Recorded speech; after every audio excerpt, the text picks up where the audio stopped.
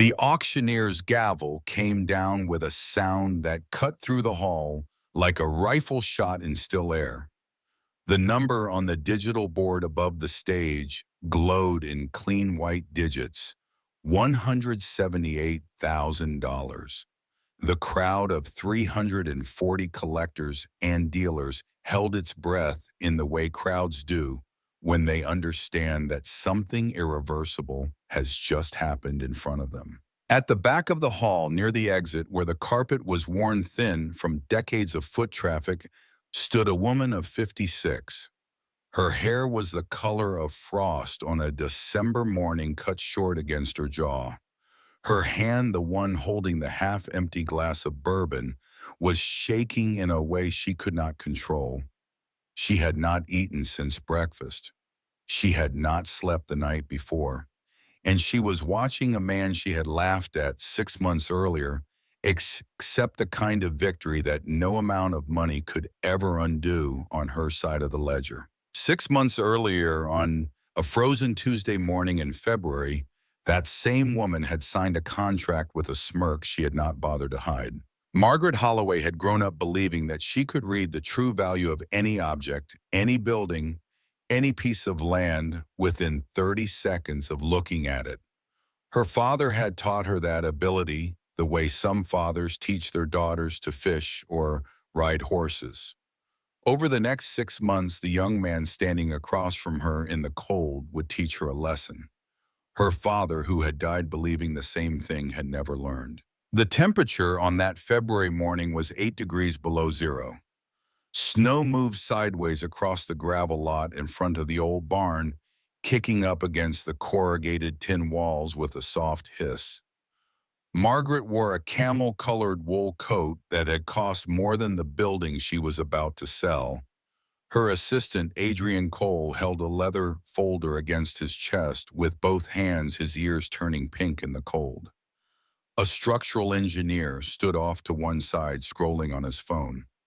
A real estate attorney waited near the contract table that had been set up by the gate, the wind tugging at the corner of the papers held down by a stapler. The man standing across from Margaret wore a scuffed work jacket that had been mended twice at the elbow.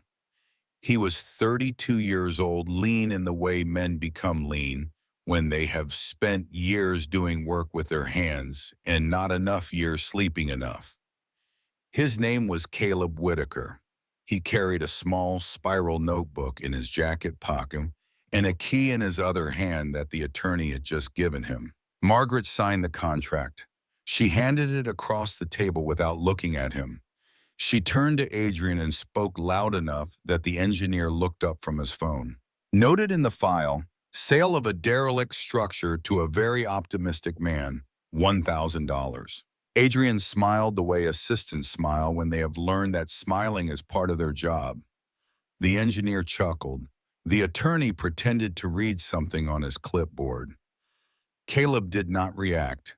He nodded once, slid the contract into his jacket, and walked back toward his pickup truck without looking back. As he reached his vehicle, Margaret leaned closer to Adrian. Her voice dropped to something only he was meant to hear, though the words would stay with him for the rest of his career. He looks like my father did when he was young. My father lost everything to dreams just like that one. Adrian did not understand the comment. He filed it away with all the other strange things his employer said when she thought no one important was listening. Caleb Whitaker had grown up in a small farmhouse outside of Boone, Iowa, in a part of the state where the cornfields ran flat to the horizon and the sky in winter was the color of pewter for weeks at a time. His father, Hank Whitaker, had served 2 tours in Vietnam with the United States Marine Corps. When he came home in 1972, he bought 40 acres of land with the help of a small loan and the modest sum he had saved through deployment. He spent the next 34 years working that land while keeping a side business repairing and restoring agricultural equipment for the farmers around the county. Caleb was Hank's older son. He had grown up with the smell of diesel fuel and turned earth in his clothes. By the time he was 9, he could identify the make and model of any tractor that passed on the highway, by the sound of its engine alone. By the time he was 12, he was changing his own oil, his own filters, his own tires on the tractor his father used in the back fields. His father had a leather-bound notebook he carried in his jacket pocket every working day of his life. Inside that notebook, in a handwriting that was blunt and careful, at the same time Hank had recorded 30 years of observations about machines and soil and weather and the small philosophies of working with one's hands. When Caleb was 18, he enlisted in the United States Navy. He served 4 years aboard the USS Carl Vinson, working as an aviation mechanic on the flight deck during the operations across 2 oceans. He came home at 22 with an honorable discharge, a small savings account, and the same quiet way of moving through the world that his father had brought back from a different war. He used the GI Bill to put himself through a 4-year program in agricultural engineering at Iowa State University. He graduated near the top of his class. He had offers from 3 companies before he had finished his last semester. He chose Heartland AgriCorp, a mid-sized firm based out of Des Moines that specialized in the restoration of depleted farmland and the rehabilitation of soil that had been pushed past the limits of industrial agriculture. The work required both academic precision and the kind of hands-on instinct that could not be taught in a classroom. Caleb had both in abundance. He spent 7 years at Heartland. He was not the loudest voice in any meeting. He was often the most accurate one.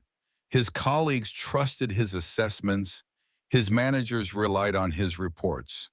He built a quiet reputation as the man you sent into a field that everyone else had given up on because he had a way of looking at dead ground and seeing what could still be done with it. When Caleb was 26, his father died. Hank Whitaker had a stroke on a Tuesday afternoon in the back field while he was working on a stuck combine harvester. By the time the neighbor's son found him in the long grass, it had been over for some time. The family farm, which had been carrying a substantial equipment loan, was foreclosed by the bank within 7 months. Caleb's mother moved in with her sister in Des Moines. His younger brother, Danny, who had been studying to become an electrician at a community college, dropped out and went to work full-time in the trade. Caleb took only one thing from the family house before the bank took it back: the leather notebook from his father's jacket pocket. He carried it with him every day after that in the inner pocket of his own work jacket, the way his father had carried it for 30 years. He never spoke about his father in the years that followed.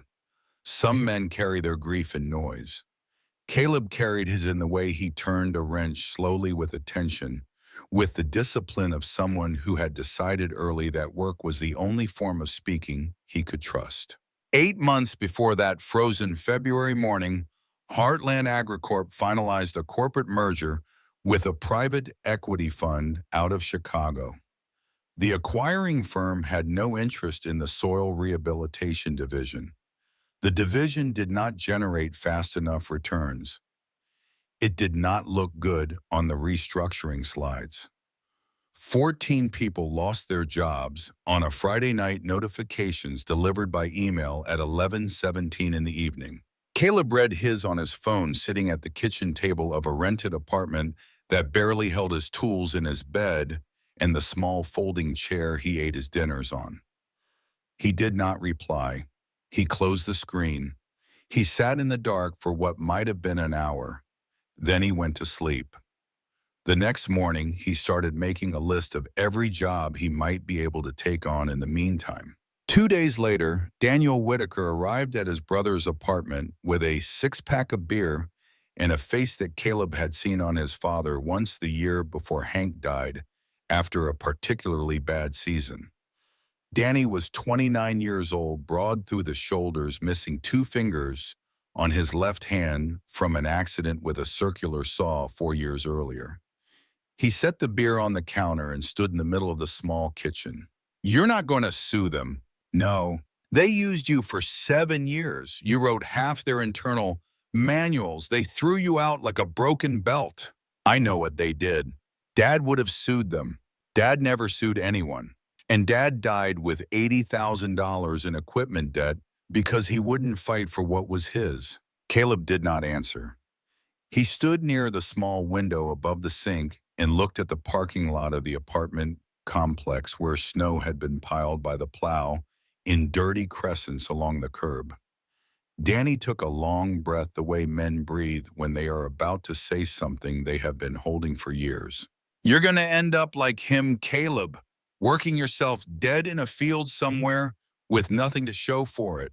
You think it's noble, it's just stubborn. Danny put the unopened beer on the counter, walked to the door, and let it close behind him. Caleb heard his brother's boots on the stairwell for a long time after that. The 6 cans sat sweating on the counter for the rest of the night. He did not open any of them. The following week, Caleb went to the Cedar Cafe on the south side of town to meet a man he had known for almost 2 years through the local Veterans of Foreign Wars Hall. Wade Sullivan was 68 years old, a Vietnam veteran who had spent 40 years as a mechanic, specializing in vintage agricultural equipment before his back finally gave out and forced him into retirement. He had been a friend of Caleb's father, though Caleb had not known that until he met Wade himself in the way that small worlds reveal their overlap slowly.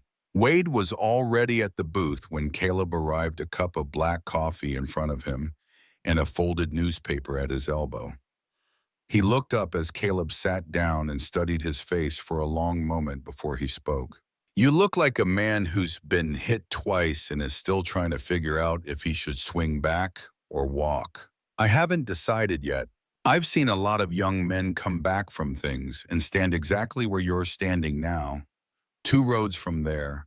One of them is becoming a victim. The other one is becoming a hunter.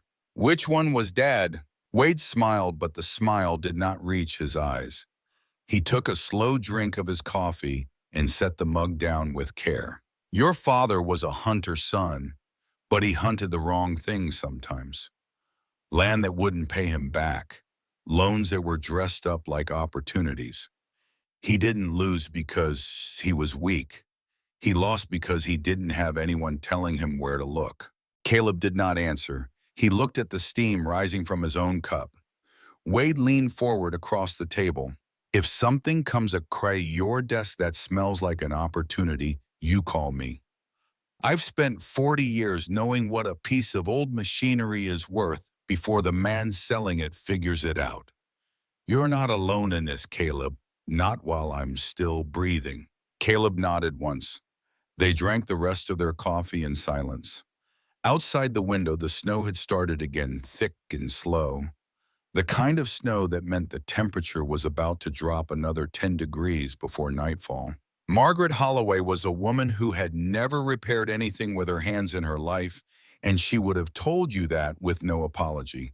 She had a different kind of intelligence, financial, territorial, relentless. She was 56 years old. She ran Holloway Farms, a corporate agricultural operation that her father had built from a single-family homestead into a 2,000-acre enterprise by the time he died 12 years earlier. Margaret had inherited it at 44, and in the decade that followed, she had expanded it to 5,500 acres by systematically acquiring smaller farms that had gone into foreclosure across 3 counties.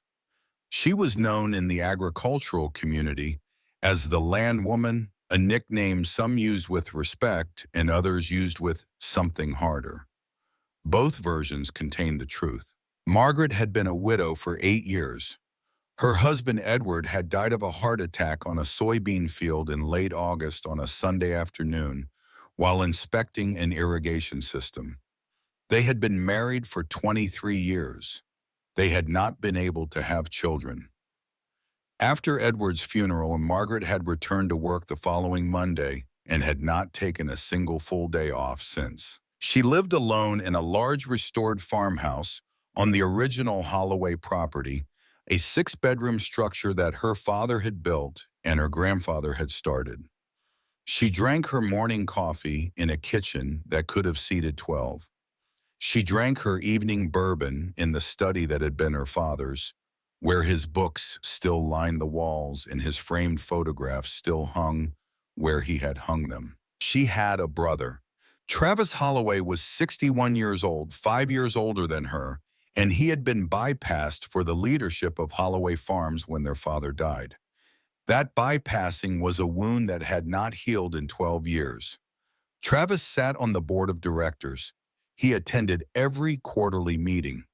He challenged every major decision Margaret made.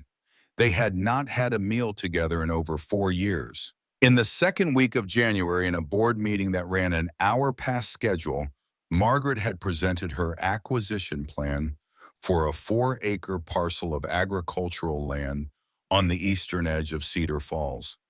The land was a former livestock operation that had been sitting dormant for a decade. Her plan was to acquire it cheap, push through a rezoning application for mixed agricultural commercial use, and flip it to a development consortium within 24 months at 3 times the purchase price. Travis had pushed back during the meeting. The rezoning timeline was too ambitious. The market for that kind of land was unstable. Margaret had cut him off twice, dismissed his concerns, and moved the board to a vote. The acquisition had been approved with 5 votes in favor and 2 against. As the meeting broke up, Travis had stood by the door of the conference room and waited for her to walk past him. "You always think you're smarter than everyone, Margaret. Smarter than the board. Smarter than me. Smarter than Dad. One day you're going to pay for that, and I'll be in the room when it happens." Margaret had walked past him without responding. She had been walking past her brother in that way for 12 years. The Cedar Falls acquisition closed in late January. The parcel came with a complication. At the rear corner of the property stood a barn structure, roughly 1,200 square feet, built sometime in the early 1960s. The roof was sagging at the eastern edge. The roll-up door had been jammed for 3 years. 2 of the 4 small windows on the south wall had been boarded over. The electrical service had been disconnected for so long that the meter housing had rusted shut. A site assessment from a contracted firm had identified potential foundations settling in the northwest quadrant. The internal estimate for demolition and clearance came in at between $12,000 and $15,000. Margaret had no interest in spending that money on a structure she considered a liability. When the idea of selling the building rather than demolishing it surfaced briefly in an internal conversation, she approved it in less time than it took to drink half a cup of coffee. List it, sell it cheap, move on. The listing went up on a Thursday afternoon. By Friday morning, Owen Parker had heard about it. Owen had worked alongside Caleb at Heartland Agricorp for 3 years before the layoffs. He was 33 years old, married, the kind of man who could weld a broken combine back together with 2 hours of focused attention and a sense of humor that did not quit even when the work did. He had been freelancing since the layoffs, taking small mechanical jobs across 3 counties to keep his household running. His wife, Sarah, had been the one bringing in the steadier income. Owen heard about the barn from a scrap hauler at the diner who had been driving past the Holloway property the previous afternoon. The hauler mentioned that the company was looking to unload an old structure. Owen called Caleb that evening. "There's a barn out east of Cedar Falls. Holloway Farms wants it gone, might sell it cheap. I don't know what's in it, but you should take a look." Caleb did not say much on the phone. He thanked Owen, said he would think about it, and hung up. He sat at his kitchen table for a long time afterward, looking at the wall calendar and counting backward to the last time he had paid his rent on time. The next morning, he drove out to Cedar Falls with the heater in his truck running on high and his coffee going cold in the cup holder. He parked across the street from the property and watched the barn for 15 minutes without getting out of the vehicle. From the outside, it was objectively not impressive. The roll-up door was visibly warped. The roof sagged where the engineers had said it would. The chain-link fence around the lot had been cut in two places and patched with wire ties that had rusted brown. But Caleb was not looking at the building. He was looking at the address. He had driven through this intersection many times during his years at Heartland. He knew what was around it. He knew the secondary road that ran along the southern edge of the lot had been mentioned in the last three county infrastructure reports. He knew that the Cedar River, which provided irrigation water rights to every farm within 4 miles of its banks, ran a quarter-mile to the east. He knew the on-ramp to the federal highway sat exactly 600 yards to the north. He pulled out his phone and made one call before he went to the gate. Wade Sullivan answered on the third ring. Caleb told him the address and described what he was looking at. There was a long pause on the other end of the line. When Wade spoke again, his voice had changed. "Caleb, do you know whose property that used to be?" "I assumed it was Holloway's recent acquisition." "It was Roy Holloway's personal property. Margaret's father. He owned that parcel from 1967 until the day he died. Nobody in the family touched it after that. Roy Holloway had a habit of storing things, son. A habit that the rest of the family didn't really understand or want to think about. You go in there, you open every tarp you find. Do you hear me?" Caleb said he heard. He ended the call and sat in the truck for another minute before he got out and walked across the street to the gate. The viewing was set for the following Tuesday. Margaret arrived with her assistant, the structural engineer, and her real estate attorney. Caleb arrived alone 2 minutes early with the spiral notebook in his pocket and the leather notebook in his inside jacket pocket, where it always was. When Margaret stepped out of her vehicle, she looked at Caleb for about 3 seconds and drew conclusions from data she had not actually gathered. She walked over to him with the particular expression of a person who has already decided that a meeting is a formality. "Are you the mechanic or the scrap hauler?" "Both, ma'am." Adrian Cole, standing behind her shoulder, almost laughed and then stopped himself. Margaret did not have a reply ready. She had been expecting something else. Something defensive, perhaps. Something nervous. Caleb had given her something else. She turned without comment and unlocked the side door of the barn. The roll-up was impossible. She gestured for him to go in first, and then she followed with her group. The interior was dark. Caleb used the flashlight on his phone. He moved methodically from one wall to the next, running his hand along the concrete blocks, crouching to check the seal of the floor, looking up at the ceiling joist. He spent 12 minutes inside. During those 12 minutes, his flashlight beam paused 3 times. Once at a hairline crack in the eastern corner of the slab. Once in the center of the building at a strange small mound of dirt that should not have been there. And once in the western corner where 8 blue tarps were stacked and tied with rope, covering something that rose from the floor nearly to the rafters. He did not lift any of the tarps. He did not even shine his light directly on them for more than a second. He walked back out into the cold and asked one question. "How much?" Margaret turned to Adrian as if she were sharing a private joke. $1,000, full waiver of liability. Relocation clause requiring you to vacate within 18 months if the broader redevelopment project receives formal approval and breaks ground. "I accept." Caleb signed the contract at the folding table that had been set up by the gate.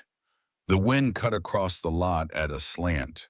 The attorney watched over his shoulder as if he expected Caleb to misspell his own name. When the signature was complete and the key was in his jacket pocket, Margaret said the thing that Adrian would remember and write into the case file. Noted in the file, sale of a derelict structure to a very optimistic man. There was quiet laughter. The group walked back to their vehicles. Caleb walked toward his truck. Halfway there, he stopped and turned and walked the length of the exterior wall one more time. He stopped near the side door for exactly 2 seconds. He looked through a gap in the warped frame into the western corner of the interior at the stack of tarps that he had not touched. Then he walked to his truck, started the engine, and drove away. He came back the next morning at 6 o'clock. He came alone with a heavy flashlight, a pry bar, a set of hand tools, and his spiral notebook. The temperature in the barn was 11 degrees colder than the outside air, a function of the concrete floor and the lack of insulation. He could see his breath the moment he stepped inside. He did not start with the structure. He started with the tarps. There were 8 of them in varying sizes, layered and tied with rope that had been treated with something that had kept it from rotting. Dust coated every surface in a fine gray sheet that rose into the air when he moved. He pulled the first tarp back slowly, the way a man opens something he is fairly certain is valuable, but cannot afford to be wrong about. Underneath was a tractor. It was a John Deere 402. Oh, the model year was visible on the badge near the steering column. 1965. The body had surface rust on the hood and rear fenders. The original Henry Dreyfuss styling was intact. The tires were flat and cracked from 4 decades of motionless weight, but the rims were original. He opened the hood. The diesel engine block was fully present. The cylinder head covers were intact. He wrote 4 numbers in his notebook and lowered the hood gently, the way a man closes a door on someone who is sleeping. He pulled the second tarp, an Alice Chalmers WD-45, 1957. Orange paint faded to the color of a sunset that had been left out in the rain for too long. He wrote that number down. The third tarp, an International Harvester Farmall M, 1952. He wrote that one down and drew a small circle around it. By the time he had pulled the 4th and 5th tarps, his hand was no longer entirely steady. A Case 730 Comfort King, an Oliver Super 88, both serviceable, both worth real money in the right hands. The next 3 tarps covered 3 combine harvesters, a Massey Ferguson, a John Deere, and a Case. All 3 were in worse condition than the tractors. The header units on 2 of them had collapsed. Floor pans had rusted through, but the engines were still present in the gearboxes and the operator controls. Parts had value. He had counted 8 machines, but there was one more bundle in the back corner. Larger than the others, taller. He had to crouch to fit underneath the rafters where it stood. He pulled the last tarp. He had to look at the badge from 3 different angles before he was certain he was reading it correctly. The light from his flashlight moved across the surface of the metal. He held his breath without realizing it. It was a Minneapolis Moline UDLX Comfortractor, 1938. He had only ever seen one in person 12 years earlier at a regional show his father had taken him to in Sioux Falls. He had read about them in old issues of Successful Farming and Antique Tractor magazines. The UDLX had been the first tractor in production history to feature a fully enclosed steel cab with windshield side windows, a radio, and an upholstered bench seat. Minneapolis Moline had produced only 150 units before the cost of the design and the timing of the Second World War had ended the project. The remaining examples were the holy grail of American vintage agricultural equipment. The cabin glass was intact. The wood paneling along the dashboard was discolored but present. The original gold and red paint scheme was visible underneath 40 years of dust. Caleb sat down on an overturned milk crate near the back wall. He held the notebook on his knee. He wrote everything down. He estimated with the modesty of a man who had been trained to underestimate that if the work was done correctly, the restored market value of the 8 machines combined would fall somewhere between $350,000 and $550,000. He had paid $1,000 for the building and everything inside it. At 7:30 in the morning, his hands still shaking from cold, and from something else, he took out his phone and snapped 3 photographs. He sent them to Wade Sullivan without a caption. Wade called back in less than 2 minutes. His voice was rough in a way Caleb had never heard before. "Caleb, do you know what you are standing on?" "I think I do." "That is Roy Holloway's collection. People in the vintage farm machinery community have been telling stories about that collection for 30 years. Everyone assumed he sold it off quietly before he died. Turns out he hid it in the one building his daughter considers junk." "Caleb, you are sitting on a piece of American agricultural history. Do not move anything until I get there." Caleb did not move anything. He walked the surrounding blocks that afternoon. He knew this area in the way that people who grew up nearby know a neighborhood, not from maps, from repeated presence. The barn sat at a corner lot where two secondary roads intersected. He counted 3 vacant agricultural parcels immediately behind the property, each between 12 and 15 acres, all listed for sale at prices that reflected their current appearance and nothing else. He had an old college acquaintance, a man named Marcus Reed, who now worked in the planning office of Black Hawk County. He called Marcus that evening from the kitchen table of his apartment. The conversation lasted 9 minutes. Marcus, who had no idea why Caleb was asking, confirmed that the entire block sat inside what the county's internal planning documents called the Cedar Valley Agricultural Innovation Zone. Within the next 12 to 18 months, a $50 million federal grant program would be formally announced for participating properties in the zone. Land values across the area would shift accordingly. Marcus did not know whether Caleb was thinking of buying or selling. Caleb did not tell him. He thanked Marcus and ended the call. He sat at the kitchen table with the notebook open in front of him. He looked at the numbers in his own handwriting. For the first time since the night he had been laid off, he smiled. Not at anything in particular, just at the math. He took the leather notebook out of his inside jacket pocket. He opened it to a page near the middle where his father's blunt handwriting filled the paper in faded blue ink. "When they see rust, you see the metal underneath." He read the sentence twice. He closed the notebook. He put it back in his pocket. He did not write anything underneath that line. Not yet. He called Owen Parker the next morning at 6:15. "I've found something. There's no salary for a while, but I think it's worth the time."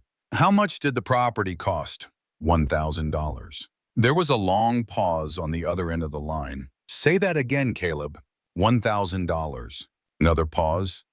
Then Owen said he would be there by 8 o'clock. Caleb hung up the phone and looked out the window at the parking lot where the first thin streaks of sunrise were just beginning to show over the rooftops. When Owen walked into the barn at 8:07 that morning and saw the 8 machines partially uncovered under the work lights Caleb had run from a portable generator, he stood in place for a long moment without speaking. He looked at the John Deere first, then the Alice Chalmers. Then his eyes traveled to the back corner and stopped. He turned to Caleb very slowly. "I have to sit down." "We start with the John Deere." Owen took off his jacket. He walked to the workbench Caleb had set up against the south wall, picked up a wrench, weighed it in his hand, and looked at his friend with the kind of expression men only show each other when the words for what they are feeling have not been invented. That evening, after 12 hours of cataloging and cleaning, Owen sat down on the milk crate in the western corner. He looked at his phone for a long time. He set it down on his knee. He did not look up at Caleb when he spoke. "I need to tell you something. Sarah was diagnosed 2 weeks ago, stage 2. Chemotherapy starts next month. Insurance covers about 60%. I need to find $40,000 in the next 90 days or we lose the house. I don't have other options. I haven't told her how scared I am. I haven't told anybody. I just told you." Caleb did not answer right away. He walked across the barn and sat down on the cold concrete next to Owen, his back against the workbench. He looked at the 8 machines in the half-darkness of the work lights. He looked at the western corner where the Minneapolis Moline sat under its uncovered shape. He put his hand on Owen's shoulder. "Then we have to make this work. There is no other option." The two men sat in silence for a long time. Outside, the wind picked up across the lot and sent a thin sheet of snow under the gap in the roll-up door. The work lights buzzed steadily overhead. The 8 machines stood in their 2 rough rows, waiting the way machines wait, when they have been waiting already for 40 years, and a few more hours do not matter. Caleb looked at the western corner one more time before they left for the night. He thought about his father. He thought about Wade Sullivan in the diner. He thought about Danny standing in his kitchen with the unopened six-pack.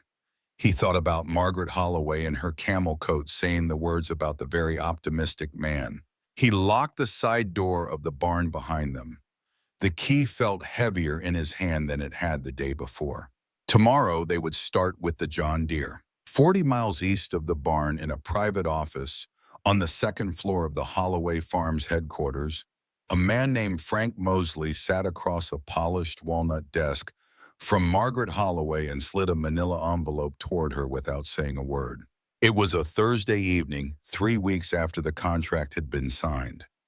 Margaret had not asked for this meeting. Adrian Cole had arranged it after hearing a story at the parts counter of a feed and farm supply store on the north side of Cedar Falls, a story told by a mechanic who had a cousin who had been hauling scrap near a certain property. Adrian had not been able to stop thinking about the story. He had brought it to Margaret the next morning. Margaret had not raised her voice. She had simply written a name on a piece of paper and told Adrian to find the man and pay him whatever he asked. Frank Mosley had been a private investigator for 27 years. He charged $700 a day plus expenses. He had spent 4 days driving past the barn at different hours, photographing license plates, talking to neighbors who knew nothing, and finally bribing a delivery driver who had been making parts runs to that address with $200 in cash and a promise that the conversation had never happened. Margaret opened the envelope. She removed the photographs one by one. There were 11 of them. The first 10 showed a clean and organized workspace, a roll-up door that had been repaired, a fresh concrete patch in the eastern slab, and 7 agricultural machines in various stages of disassembly. The 11th photograph stopped her. She held it close to the lamp on her desk. She tilted it twice under the light. She set it down very slowly, face up, in the center of the desk blotter that had been her father's. The Minneapolis Moline UDLX. She did not need anyone to tell her what it was. Her father had owned the only one of those tractors she had ever seen, and he had spoken about it the way some men speak about a first love that they have never gotten over. She had assumed for 12 years that he had sold it before he died. She had assumed wrong. Frank Mosley waited in silence. He had been doing this work long enough to recognize the moment when a client realized that the truth was worse than they had been prepared for. Margaret poured herself a bourbon from the decanter on the credenza behind her desk. She did not offer one to Frank. She drank half of it, standing up. She set the glass down with care. "How much in total?" "In current restored market condition, my consultant estimates the combined value of the 8 machines at somewhere between $350,000 and $550,000 in dollars. That number does not include the land. The land is going to triple in value within the year. You know that better than I do." Margaret did not answer. She walked to the window and looked out at the dark fields of her father's first homestead, the fields that had been the original 200 acres before everything else had been built on top of them. Somewhere out in that darkness, her father had spent 40 years working land that had eventually built an empire. Somewhere out in that darkness, on a hidden corner of that empire, his real collection had been waiting for 12 years for someone to lift the tarps. She thought about her father's voice. She thought about the conversation they had never had, the one where he would have told her about the barn. She thought about why he had not told her. The answer was not a comfortable one. She turned back to Frank. "Send me the invoice and the photographs, all of them." When Frank Mosley left her office at 10:47 that night, Margaret Holloway sat alone in her father's chair and finished the bottle of bourbon. She did not cry. She had not cried in 8 years since the morning of Edward's funeral. She did not start that night, but for the first time in 12 years, she understood that her father had not trusted her with the thing he had loved most, and she understood that he had been right not to. 3 weeks earlier, the morning after Owen Parker had walked into the barn for the first time, Caleb Whitaker had begun a routine that would not change for the next 60 days. He woke at 4:30 every morning. He drank black coffee from a thermos. He drove to the barn in the dark and worked until the light was gone, and then he worked another 4 hours under the portable lamps that he and Owen had rigged from the ceiling beams. For the first 21 nights he slept in the barn. He set up a cot near the south wall where the wind did not cut through the seams of the corrugated tin. He kept a sleeping bag rated for 10 below zero. He took his showers at the YMCA in town 3 mornings a week.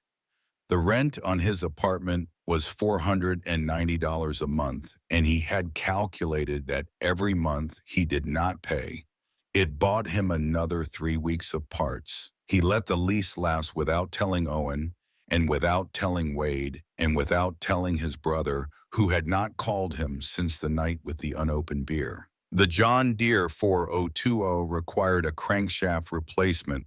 The part had to be sourced through a private supplier in Sheboygan, Wisconsin, a man named Earl Mathers, who specialized in factory original components and who would not ship until his customer had wired the full amount and waited his turn. The wait was 3 weeks. While the part traveled, Caleb and Owen pulled the Alice Chalmers WD 45 apart down to the frame, cleaning, cataloging, and labeling every fastener in numbered plastic bags that Caleb hung on a pegboard along the east wall. By the end of the first month, Caleb had $1,200 left in his checking account. He had spent the rest on parts on welding rod, on body shop compounds, on a new air compressor to replace the one he had borrowed from a neighbor and broken in the second week. He did not tell Owen. He did not want to add anything else to a man whose wife was preparing for her first chemotherapy infusion. He took on 2 nights a week of towing work through a contact at the impound yard on the south end of town. He left the barn at 9 each of those nights, drove a 20-foot rollback truck through Cedar Falls and the surrounding county roads from 10 until 5 in the morning, and arrived back at the barn at 5:30 in time to start his day. He slept in his truck for 40 minutes at lunch on those days. Owen never asked why he looked so tired. Owen was operating on 3 hours of sleep himself. Wade Sullivan came to the barn for the first time during the third week. He had been recovering from a procedure on his back and had not been cleared to drive for 10 days. When he was cleared, he showed up on a Tuesday morning at 7:30 with 2 coffees and a bag of donuts from a place on the highway that had been in business since 1964. He walked through the barn slowly. He did not speak for 20 minutes. He stopped at each machine and ran his hand along the cold metal of its body. He looked under hoods. He squatted to check the underside of frames. When he reached the Minneapolis Moline UDLX in the back corner, he stopped completely. He placed his hand flat on the wood paneling of the enclosed cab and stood there in silence for what felt like a long time. He turned to Caleb. His eyes were rimmed in red, though he would have denied that if anyone had pointed it out.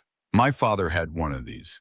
He came back from Korea in 1954, and he saved every dollar for 11 years to buy one. He used to sit in the cab on Sunday afternoons just to listen to the rain on the roof. He said it was the only place he could think clearly after the war." He cleared his throat. He turned back to the tractor. "I am going to help you with this one.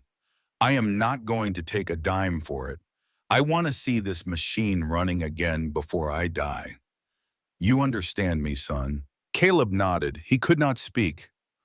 Wade walked back across the barn, picked up a roll of shop rags from the bench, and began wiping down the cab glass of the UDLX with the kind of careful attention a man gives to a thing he has loved before he ever touched it.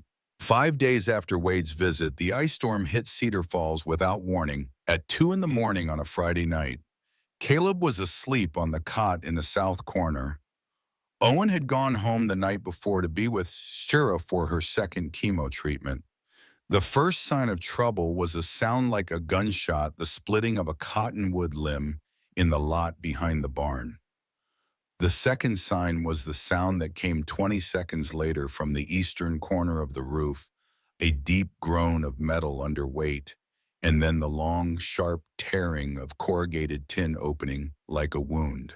By the time Caleb reached the back corner with his flashlight, water was pouring through a 4-foot gap in the roof directly into the open engine bay of the Alice Chalmers WD-45.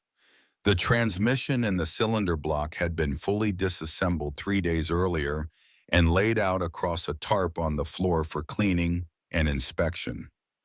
Ice water was now pooling in the cylinder cavities, and rivers of it were running across the concrete in 3 directions. Caleb did not stop to think. He climbed onto the workbench, tore down 2 extra tarps from the storage rack overhead, and threw the first one across the disassembled components on the floor. He climbed the 8-foot ladder against the back wall, pulled the second tarp up after him, and worked it across the gap in the roof from the inside. He used a fencing staple hammer to nail it to the rafters. The wind tore at the edges, and he held the corners with one hand while he hammered with the other. He cut his palm open on a nail at 2:17 in the morning. He did not stop. He kept hammering. When the tarp was finally fixed and the water had been redirected to the floor drain in the southeast corner, he climbed down. He stood in the middle of the barn at 3 in the morning, soaked to the skin, his hand bleeding, his breath coming out white in the cold air. He looked at the components on the floor. He picked up a clean shop rag. He began drying them one piece at a time by hand. Owen arrived at 5:30 when Caleb called him. He stood in the doorway with his coat still half on. He looked at the tarp on the roof. He looked at his friend, who was sitting cross-legged on the concrete drying a piston with the patience of a man who had run out of other options. Owen walked across the barn and sat down on the concrete next to him. He picked up a rag from the pile. He picked up the next piston. He did not say a word. They did not speak for the next 2 hours. They simply dried every component one at a time, while the sun came up gray and slow through the gap in the eastern wall. Sarah Parker arrived at the barn on a Wednesday afternoon in late March, 4 days after the storm. She had finished her second chemotherapy session the previous morning.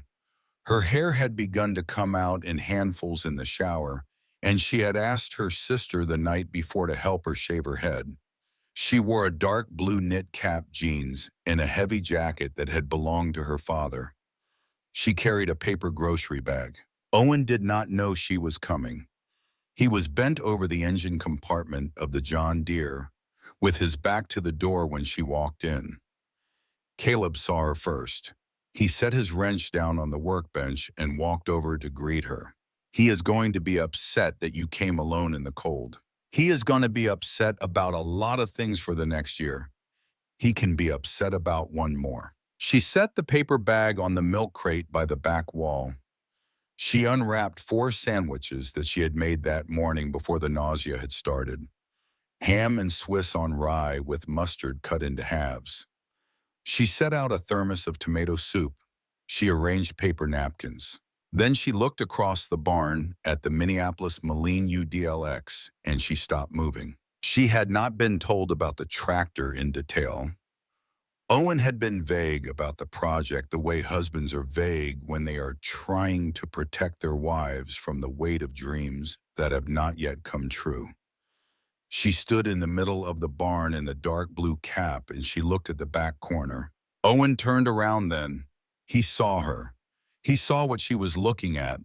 He started to walk toward her. She held up her hand. She wanted to say it herself. My father had one of these. He bought it in 1961 from a farmer up in Mason City. He said it was the only car a poor man could afford with a roof on it. He used to take me out in it when I was 4 years old. He would put me on his lap and let me steer. Her voice did not break. She had spent 2 months learning how not to let her voice break. She walked across the barn and put her hand on the cold metal of the cab. She stood there for a long minute. She turned back to her husband. You are going to bring this machine back to life, and you are going to bring our life back with it. Do you understand me, Owen? Owen did not answer. He could not. He walked across the barn and put his arms around his wife, and he held her in the middle of the dust and the calm and the work lights, and Caleb turned his back to give them their privacy and walked out into the lot to look at the sky. On the same afternoon that Frank Mosley was photographing the barn from across the road, Margaret Holloway sat in the office of Patricia Brennan, a contract attorney who had been representing Holloway Farms for 9 years. Patricia was 62 years old, sharp-eyed, with a habit of letting her clients finish speaking before she gave them news they did not want to hear. She had read the contract 3 times in the hour before Margaret arrived. She had reviewed the chain of title for the property. She had verified the signatures. She had read Caleb Whitaker's correspondence, what little of it she could find. When Margaret sat down across from her and asked the question she had come to ask Patricia, listened for the full 8 minutes that it took Margaret to make her case. Then Patricia took off her reading glasses and set them on her desk. You signed a full waiver of liability. You declined the option for an interior inventory. There were 4 witnesses to the transaction, including your own attorney. The buyer performed reasonable due diligence within the parameters you allowed. There is no fraud here. There is no misrepresentation. There is only a deal that you regret. Margaret, I am not going to take this case. I will not take a case I cannot win. And no attorney in this state who knows what they are doing will take it either. Margaret did not argue. She thanked Patricia and walked out of the office and drove home with her hands clenched on the steering wheel the entire way. She did not stop at the office. She did not stop at the grocery store. She did not stop until she was in the driveway of the farmhouse, and even then she sat in the car for 10 minutes before she turned the engine off. The next morning, she got into her own vehicle alone, without Adrian, without an attorney, without an engineer, and she drove to the barn. She arrived at 9:15 on a Friday in early March. The sky was the color of wet stone. Caleb was working on the body of the John Deere alone. Owen had gone to a parts supplier in Davenport that morning. When Margaret knocked on the side door, Caleb wiped his hands on a shop rag and opened it. She did not say hello. She did not look at the 8 machines arranged in their 2 rows. She did not allow herself to look past Caleb's shoulder into the back corner of the barn. She kept her eyes on his face. She had prepared what she was going to say. $80,000. I will pay you $80,000 to nullify the contract and return the property to Holloway Farms. No, $120,000. No, $150,000. That is my final offer. You walk away from this with $150,000 in your pocket, free and clear. You will never see this kind of payday in your life otherwise. Caleb did not answer right away. He looked at her with an expression she could not read. He looked at her in the way a man looks at someone he is about to feel sorry for, and the look hit her harder than any insult would have. Mrs. Holloway, I understand exactly what I am holding. That is your problem, not mine. She held his eyes for 5 long seconds. Then she turned without another word and walked back to her car. She did not slam the door. She closed it carefully the way a woman closes a door when she does not want anyone to know that something inside her has broken. She drove to the end of the gravel access road. She turned onto the secondary road.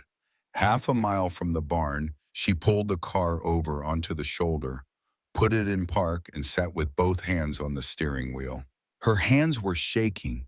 For the first time in 30 years of negotiating, her hands were shaking. By the second week of April, the John Deere 4020 was finished, restored to the original factory specification in the correct John Deere green and yellow color scheme, with the original decals reproduced from period reference photographs and applied by hand.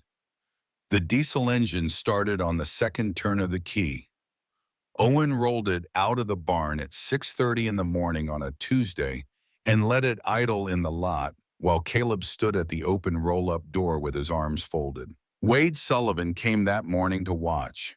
He brought coffee for all three of them. He stood near the front tire of the tractor and listened to the idle for a full minute without speaking. Then he put his hand on the green hood just above the headlight, and he smiled in a way that Caleb had not seen him smile before. Caleb posted a single listing that evening on a private collector forum used by serious buyers of vintage agricultural equipment in the upper Midwest. He did not use an auction platform. He did not use any open marketplace. He wrote a careful description, included the original build year, the engine serial number, photographs from before and after the restoration, and his phone number. He received 11 inquiries in 72 hours. The one he prioritized came from a woman named Eleanor Brennan. Eleanor was 62 years old. She lived on an 800-acre organic farm in central Vermont. She had been widowed 9 years earlier. Her late husband had built a private collection of vintage American agricultural equipment that was, by quiet reputation in the community, one of the three most significant in the country. The collection was housed in a climate-controlled facility on the Vermont property. Eleanor had continued to expand the collection in the years since her husband's death, partly out of love for him, and partly because the work of finding and acquiring the machines had become one of the few things that gave her day structure. She did not negotiate aggressively on the phone. She asked precise questions about the build sheet, about the engine rebuild documentation, about the suppliers used for the body restoration, about whether Caleb could provide the original casting numbers from the block. Caleb answered each question with the same level of precision she brought to asking them. She arranged to inspect the tractor in person 3 days later. She arrived in a rental SUV with a man named George Wallace. George was 74 years old. He had spent 31 years as a senior engineer at John Deere headquarters in Moline before his retirement. He wore a flat cap and said almost nothing for the first 2 hours of the inspection. He climbed under the tractor with a flashlight. He examined the welds. He pulled a small borescope from a leather case and used it to check the inside of the engine block. When George finally stood up and walked over to Eleanor near the front of the tractor, he spoke quietly enough that Caleb almost did not hear him. "This restoration is, in my professional opinion, as factory correct as anything I have seen outside of a museum environment. The young man knows what he is doing." Eleanor turned to Caleb. She did not haggle. $87,000. "I can wire the funds within 48 hours. Caleb accepted. The wire transfer cleared on a Thursday morning. When the notification arrived on Caleb's phone, he showed it to Owen without speaking. Owen looked at the screen. Then he walked out of the barn without saying anything, got into his truck, and called Sarah from the parking lot. He sat in the driver's seat and cried for the first time in 20 years, while his wife on the other end of the line cried with him. He came back into the barn 40 minutes later. He picked up his wrench. He went back to work on the Alice Chalmers. Eleanor Brennan said something before she left the lot that morning that would shape everything that followed. She was pulling on her driving gloves beside her vehicle. She turned to Caleb. I have friends in my collector circle who are actively looking for quality restoration work. If you come across anything worthy, call me before you post it publicly. We take care of each other in this community. Caleb told her he appreciated that. He did not tell her about the 7 machines still under tarps inside the barn behind her. He did not tell her about the back corner. What had been a single sale became within 6 weeks the start of a network. Eleanor passed Caleb's contact information to 2 collectors in her circle. The Alice Chalmers sold to a man in Pennsylvania for $26,500. The Farm All sold to a collector in Minnesota for $18,500. By the end of April, Caleb had cleared $132,000 in revenue against an initial investment of $19,000 in purchase price and restoration materials. He moved on the land immediately. He contacted the owners of the 2 vacant agricultural parcels behind the barn directly without a broker, without a formal listing. He purchased both parcels in a single private transaction for a combined $62,000. He filed the deeds. He registered a business under the name Whitaker Heritage Restoration. He placed a 60-day purchase option on a 3rd adjacent parcel. He hired 2 additional people.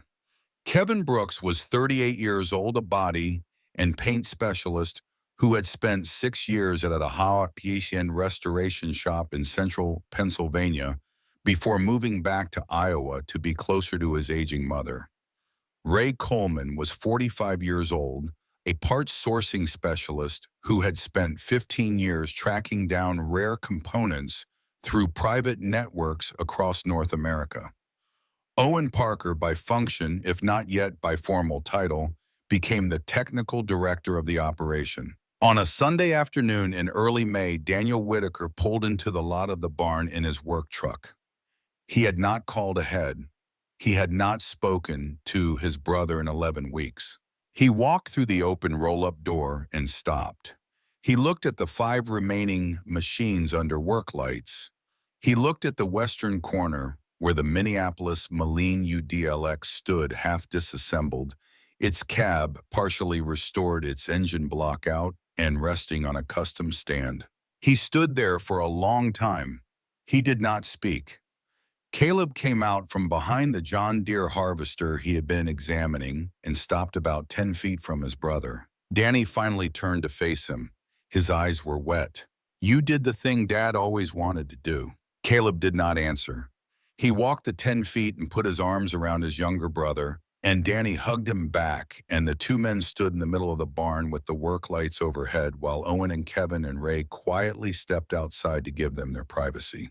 Danny offered to handle the electrical work for the new facility on the consolidated lot. He would not take payment for it. Caleb said he would not accept the work for free, and the 2 of them argued about it for 15 minutes before they settled on a fair professional rate that Danny grudgingly agreed to. The 6-week restoration of the Minneapolis Moline UDLX consumed every resource the team could throw at it. The engine had seized from 40 years of inactivity. Wade Sullivan supervised the chemical process to free it, an 11-day operation that required a patience he described only half-jokingly as religious. Wade slept on the cot in the barn 3 nights during that period. He would not leave the building while the process was running. The cab paneling needed authentic walnut to match the original specification.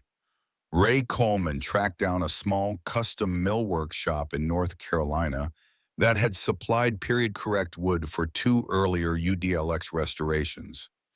The instrument cluster had to be rebuilt by a specialist in Indianapolis who communicated primarily through fax machine and would only take payment by certified check.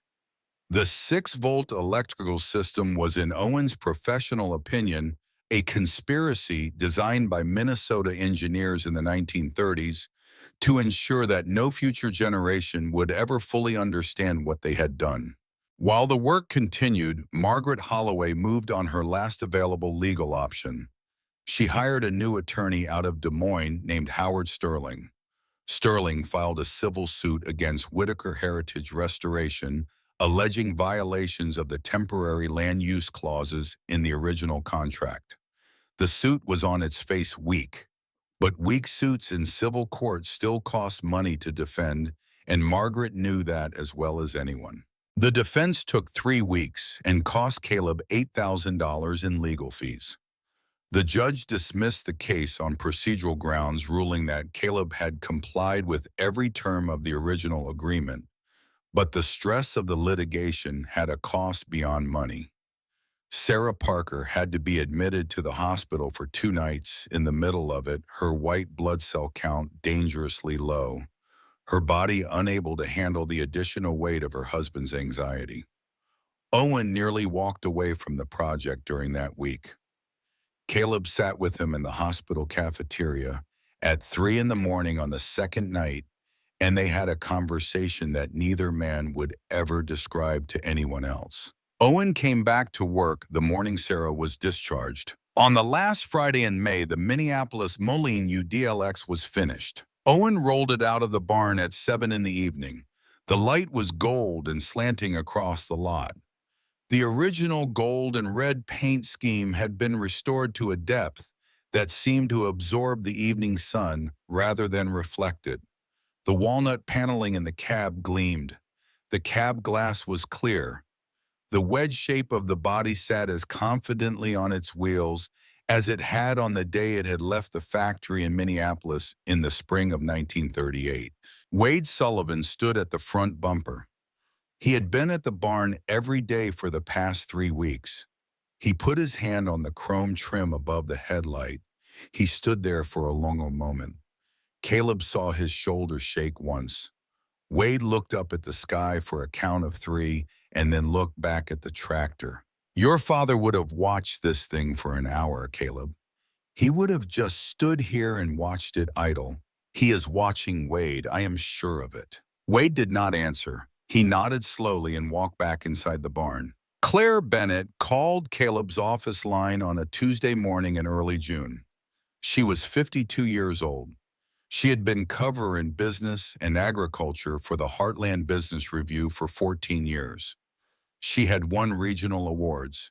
She had a quiet talent for finding the stories that other reporters had not yet recognized as stories. She had heard about Whitaker Heritage Restoration from a contact who had attended a vintage equipment event in southern Wisconsin. She wanted 30 minutes. Caleb told her no. He thanked her politely and hung up. The next morning, she sent him an email. She did not offer favorable coverage. She did not promise anything. She wrote 3 sentences. I am not interested in writing about success. I am interested in the moment when someone sees what everyone else has dismissed and decides to act on what they see. That is the only story worth telling. Caleb read the email twice. He printed it out. He put it in his jacket pocket next to his father's leather notebook. He thought about it all day. He called her back the next morning and gave her 30 minutes. The 30 minutes became 2.5 hours. They sat on milk crates in the barn while the team worked around them. Claire asked about the machines. She asked about the tarps. She asked about the February morning and the cold in the key. She asked when they were nearly finished, who had sold him the property. Caleb did not hesitate. Holloway Farms. Margaret Holloway signed the contract personally. Claire wrote that down. She underlined it twice on her notepad. She thanked him for his time. She drove back to her office in Des Moines that afternoon.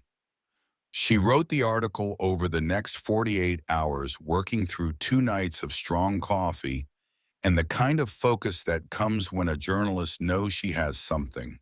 She sent it to her editor on a Friday morning. The editor read it once and approved it without notes. The article was scheduled to run the following Tuesday on the front page of the Heartland Business Review. On the Sunday before publication, Adrian Cole received an envelope at his apartment from a contact he had cultivated inside the newspaper's circulation department, a contact whose name Adrian would never reveal to anyone. Inside the envelope was a print proof of the front page with the headline already typeset. The $1,000 Barn. How one woman sold a forgotten outbuilding for the price of a dinner and lost a fortune. Adrian drove to the farmhouse without stopping. He arrived at 7 in the evening. Margaret was in her father's study working at the desk. She did not look up when Adrian entered. He set the proof on the desk in front of her. He did not say a word. She read the headline. She read the first paragraph. She read the second. She set the proof down carefully on the blotter. She did not move for 10 full minutes. Adrian stood by the window the entire time, not knowing whether he should leave or stay. She finally picked up the phone on the desk. She dialed a number from memory. Howard, it is Margaret. I need to know exactly what options I have in the next 4 days. And I need to know which ones will hurt me less in the long run than they hurt me now. She did not say goodbye when she hung up. She set the phone down. She looked across the desk at the framed photograph of her father that had hung on the wall for as long as she could remember. He was smiling in the photograph, standing on a tractor on a summer afternoon in 1976. She had never noticed before that the tractor in the photograph was a Minneapolis Moline. The newspaper hit doorsteps across the state at 5:30 on a Tuesday morning in the second week of June. By 7 o'clock, the article had been picked up by the Des Moines Register. By noon, 3 additional agricultural publications across the Midwest had requested syndication rights. By the end of that first day, 34,000 people had read the full text of the $1,000 Barn, and the comments section on the Heartland Business Review website had been temporarily disabled because the moderators could not keep up with the volume. In the headquarters of Holloway Farms, the phones began ringing at 6:15 in the morning. Adrian Cole did not bother with the printed message slips that he normally kept for non-urgent calls. By 8 o'clock, 2 members of the board of directors had requested an emergency meeting. By 10, Travis Holloway had filed the formal motion. Margaret Holloway read the article in her father's study at 4 in the morning before the paper had even hit the doorsteps. She read it 3 times. She read the part about her own words being noted in a file. She read the part about the very optimistic man. She read the part where Claire Bennett, with the careful neutrality of a journalist who had her facts in order, described the 8 machines in the back corner in the cold February morning. The article did not editorialize. It did not need to. The facts had a weight of their own. She poured a single cup of coffee at 5 and did not pour another for the rest of the morning. She got dressed in a dark gray suit she had not worn since her husband's funeral. She drove to the headquarters at 6:30. She did not stop for breakfast. The emergency board meeting is held in the main conference room on the 3rd floor of the headquarters building, the room with the long walnut table that had been built from a single tree felled on the original Holloway property in 1941. 7 board members took their seats by 9 in the morning. Travis Holloway sat at the far end of the table in the chair that had been his father's. He had brought 3 copies of the newspaper article, one of which he set in front of him without comment. The meeting lasted 4 hours and 17 minutes. Travis made his case. He read selected paragraphs aloud. He pointed to the financial projections that had been part of his earlier objections to the Cedar Falls acquisition. He moved for a vote of no confidence in the chief executive. Margaret defended herself with the precision she had spent 12 years building. She acknowledged the error. She did not apologize. She presented a revised strategic plan for the remainder of the year that would reposition the company away from speculative acquisitions and back toward operational consolidation. She was specific about what she had learned and what she would do differently. She did not raise her voice once. When the vote was called, the result was 4 in favor of confidence and 3 opposed. Margaret kept her position by a single vote. Before the room cleared, the oldest member of the board, a man named James Pickering, who had served on the board since 1984, under 3 generations of Holloway leadership, stood up at his place. He was 70 years old. He had known Roy Holloway for 47 years. He had been the only board member who had voted against Roy's decision to give the company to Margaret instead of Travis 12 years earlier. He had not raised his voice once in 12 years. He raised it now, but only enough to be heard across the long table. Margaret, I knew your father. I knew what he hoped for, and I knew what he feared. He would not have voted for you today. I want you to understand that, and I want you to think about why. He gathered his coat and walked out of the room. Margaret did not move from her chair for 10 minutes after the door closed behind him. Travis was waiting in the parking lot when she came down. He was leaning against the side of his pickup truck, a cigarette in his hand, the same brand he had been smoking since he was 16 years old. The lot was nearly empty. The sun had broken through the morning overcast and was painting the asphalt in long, pale rectangles. You won today, Margaret. You held the room, I will give you that. Travis, I am tired. I am going home. I am not finished. Listen to me for 1 minute. Just one. Dad used to tell me something when I was a kid. He said land can be replaced, but reputation cannot. You can buy land back. You cannot buy back the way people look at you. You burn the Holloway name down to its frame today. You may not feel it yet, but it is gone. The board will not vote for you again the next time, and there will be a next time. She did not answer. She walked past him to her vehicle. She drove home without turning the radio on. She did not eat that evening.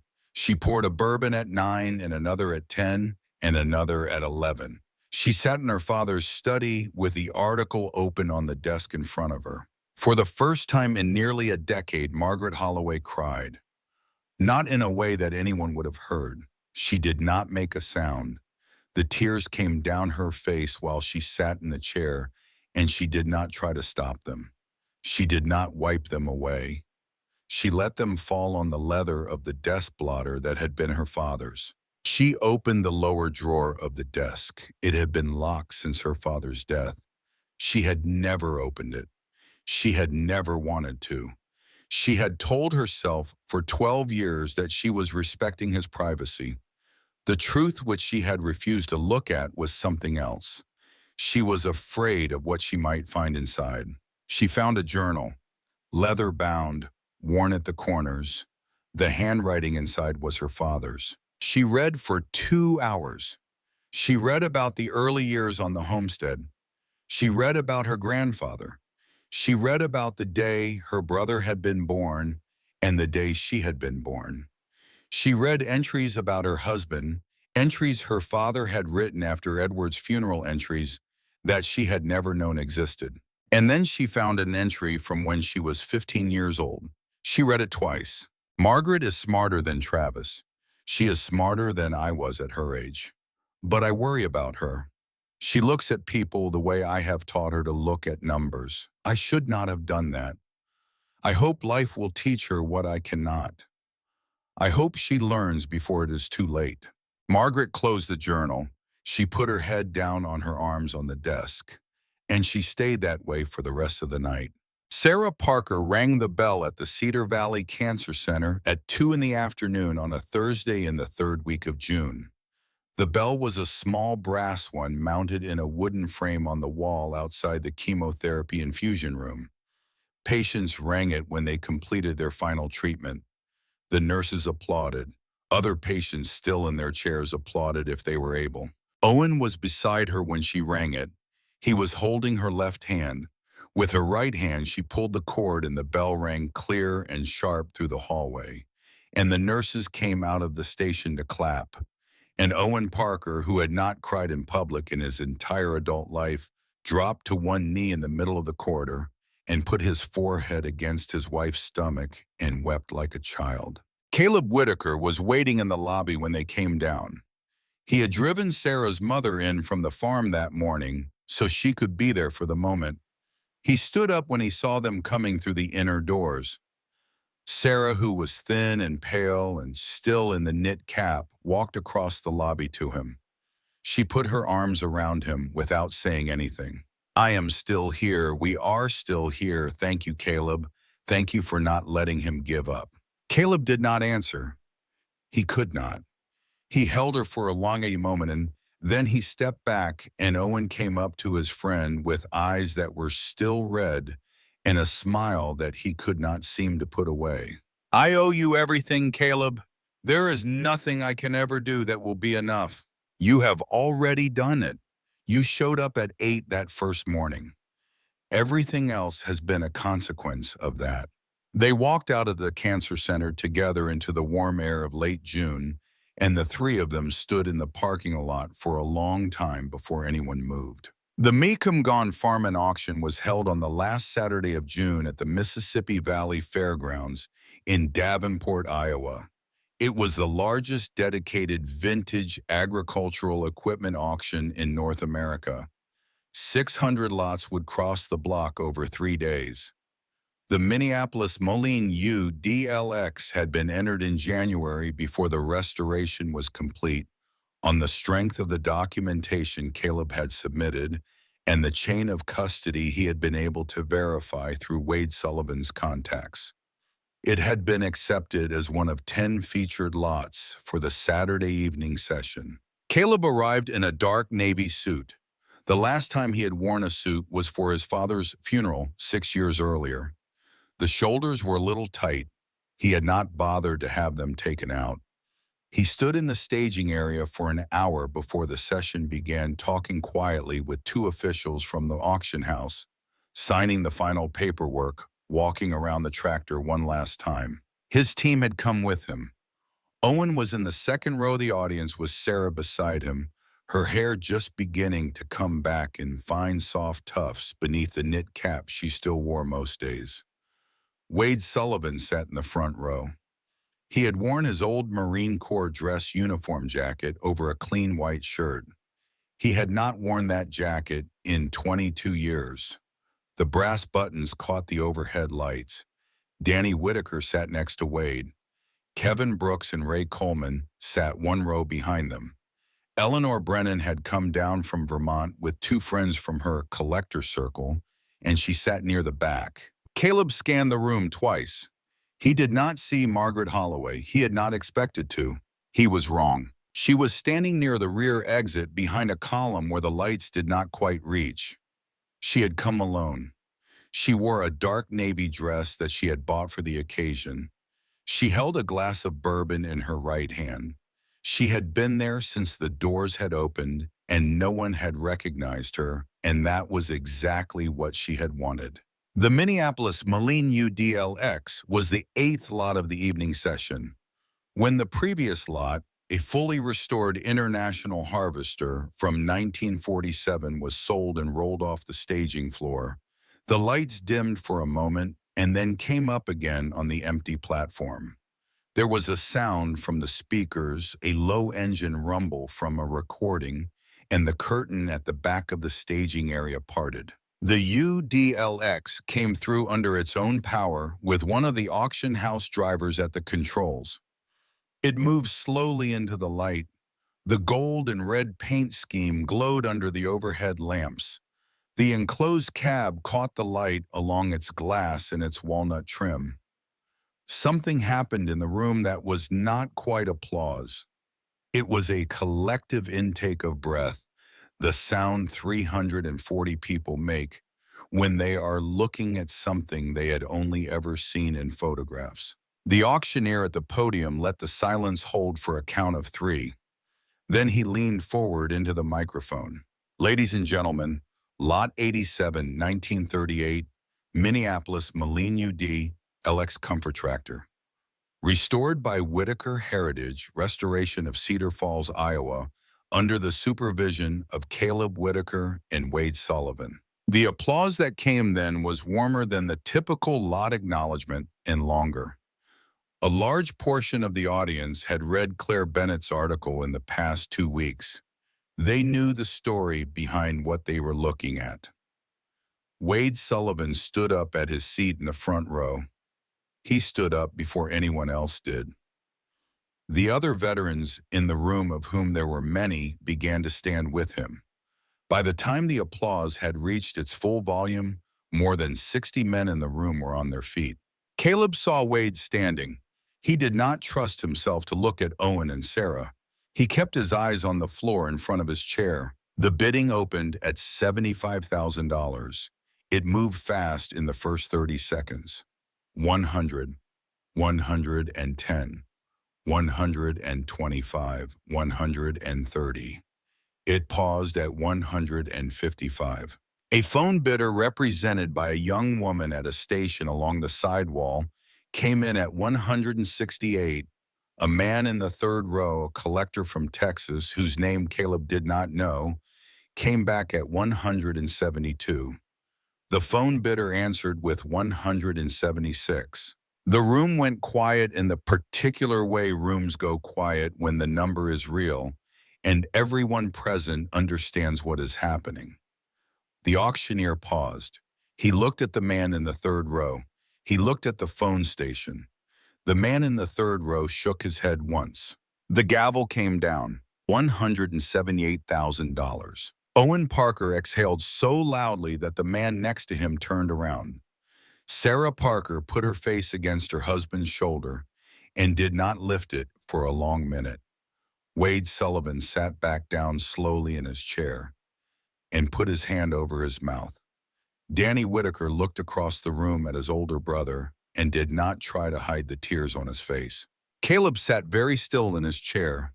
He did not stand. He did not turn around. He nodded once at the auctioneer when he was acknowledged. He stayed in his seat for almost a full minute after the room had moved on to the next lot. Then he stood up. He walked along the side of the room toward the rear exit. He needed air. He needed the parking lot. He needed the sound of the highway in the distance instead of the sound of 300 people congratulating him. That was when he saw Margaret. She was standing where she had been standing the entire evening. She had not moved during the bidding. She had not moved during the applause. The bourbon glass in her hand was empty. She looked at Caleb across the 8 feet of carpet between them, and she did not look away. He walked toward her. She had not planned what to say. She had spent 3 days writing and rewriting an opening statement, and now that the moment had arrived, every version of it had gone out of her head. She straightened her shoulders. She made the only choice that was left to her, which was to keep it short. "Mr. Whitaker, I misjudged the situation." She did not elaborate. She did not offer further language. From another person in different circumstances, the statement might have seemed insufficient. From Margaret Holloway, who had built a professional identity on the premise that her assessments were more accurate than everyone else's, the admission was, in its way, complete. Caleb looked at her for a long moment. He did not revisit February. He did not quote her words back to her.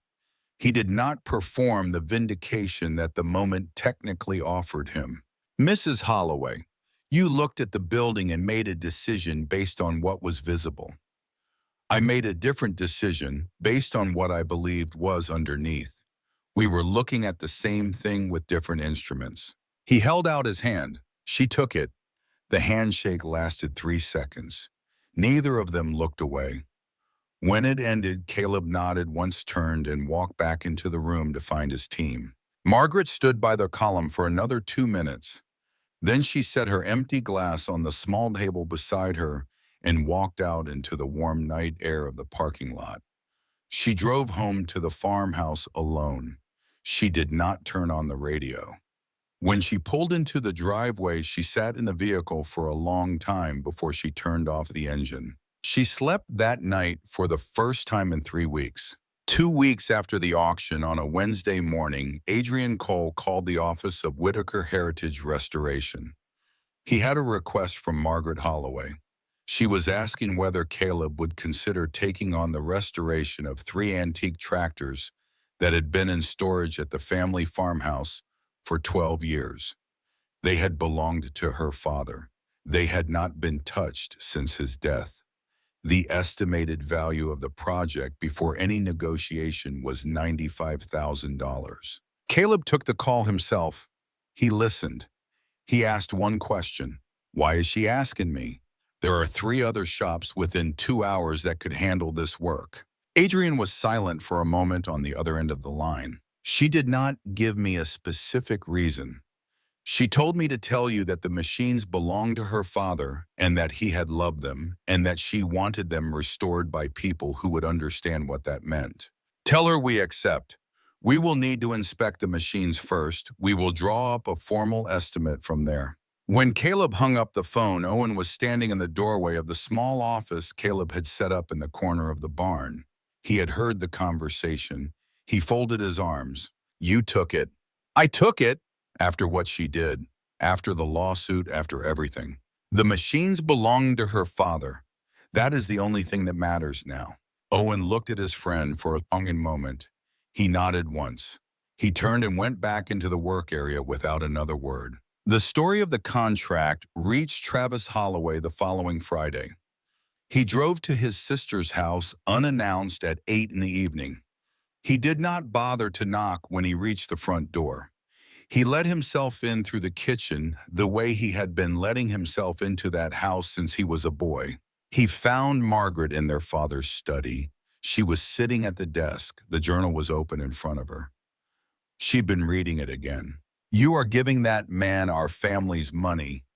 You are paying him to fix tractors that belong to our father. Have you lost your mind? Travis, close the door. I will not close the door. Close the door, please. I am going to say something to you that I should have said 12 years ago, and I want to say it once and I do not want to say it twice. He closed the door. He stood near the bookshelf with his arms folded. Margaret did not stand. She kept her hands flat on the surface of the desk. I am not paying him to fix tractors. I am paying a debt to our father, to something he tried to teach me that I refused to learn. I am too old to refuse anymore. You have spent 12 years telling me that I am not the right person to run this company. You may be correct, but you have also spent 12 years telling yourself that you would have been better. And I do not believe that, Travis. I have never believed it. Our father did not believe it either. He told me that when he gave me the company. I never told you that he told me that. I am telling you now, he believed that you would have lost the company within 5 years. He chose me because he was afraid of what would happen if he did not. He was not wrong about either of us. He was simply correct in his assessment, and I am finally willing to accept that he was correct. Travis did not speak. He did not move from the bookshelf. He looked at his sister for a long time. Whatever he had been carrying for 12 years did not vanish in that moment. But something in him shifted. The shape of it changed. He nodded once. He opened the door. He walked out. For the first time in 12 years, Margaret had spoken to her brother and not been afraid afterward of what the conversation would cost her. In the second week of July, Margaret Holloway drove to the barn one more time. She did not call ahead. She came alone in a small car she had purchased that month to replace the larger vehicle she had been using for years. She wore jeans and a denim work shirt. She had not worn either of those things in public in 3 decades. She carried a wooden box. Caleb was working on the engine of one of the 3 Holloway machines that had been delivered the previous week. He looked up when she came through the open roll-up door. He set down his wrench. He wiped his hands on a shop rag. She walked to him across the concrete floor. She held out the wooden box. Inside was the leather journal, her father's journal. You have read your father's notebook. I think you should read this one. He understood things I never learned. Maybe you can find some use for them. Caleb took the box. He opened it. He looked at the journal. He looked at her. Are you certain? I am certain. I cannot keep reading it alone anymore, and I cannot share it with my brother. He would not know what to do with it. You will. Caleb did not answer. He nodded once. He set the box carefully on the workbench beside him. They stood in the barn together for 30 long seconds. Neither of them spoke. The work lights overhead buzzed softly. Outside the open door, the wind moved across the lot. Margaret turned and walked back to her car. She did not look back as she drove away. That evening, Caleb sat alone at the small desk in the corner office he had set up for himself. He pulled his father's leather notebook out of his jacket pocket. He opened it to the last written page. He looked at the entry he had made on the night of February, the one beneath his father's blunt handwriting about rust and metal. He picked up his pen. He wrote one final entry. Margaret saw the cost of things and called it value. I tried to see the value of things and let the question figure itself out. She looked at rust and saw a problem. I looked at rust and tried to understand what the metal underneath was capable of. Neither of us was irrational. We were simply trained to look for different things. And in that one transaction on that one cold morning, the difference between those two ways of seeing turned out to be worth approximately $1,000 on one side of the ledger and everything else on the other side. Dad, I understand it now. He closed the notebook. He set it on the desk in front of him. He sat in the small office for a long time. Through the wall of the barn behind him, he could hear the steady pulse of the air compressor in the back bay. Owen had left it running for the evening. The sound moved through the building in slow, regular beats, the way a heart moves through a body, the sound of a workshop that was alive and working and built from a decision that had been made in the cold, with a key in a jacket pocket and a number written in a notebook, in a particular way of looking at things that other people had decided were not worth looking at. He stood up. He walked through the office door into the main work area of the barn. He looked at the bay where the Minneapolis Moline had stood 6 weeks earlier. The space was empty now. The tractor was in Vermont on a climate-controlled platform in Eleanor Brennan's facility, where it would be cared for and shown and remembered for the next century. He walked to the eastern corner of the barn. The work lights were off in that section. The wall there had not been repainted during the renovation. The original concrete blocks, spotted with rust stains from the old roof and darkened with 40 years of accumulated dust, stood exactly as they had been on the first morning Caleb had unlocked the side door. He had told Kevin Brooks to leave that section. Kevin had asked why. Caleb had said only that it was the most important part of the building and that it should stay as it was. He stood in front of the wall for a long minute. He did not think about anything in particular. He just stood there. Then he turned off the bay lights, walked out through the side door, locked it behind him, and walked across the gravel lot to his truck. The barn that had been sold for $1,000 on a frozen morning in February by a woman who had been certain she understood value had become, by the end of June, the foundation of an enterprise valued at over $1 million. The Minneapolis Moline UDLX that had spent 40 years asleep under a blue tarp had crossed the auction block at $178,000 in front of 340 witnesses.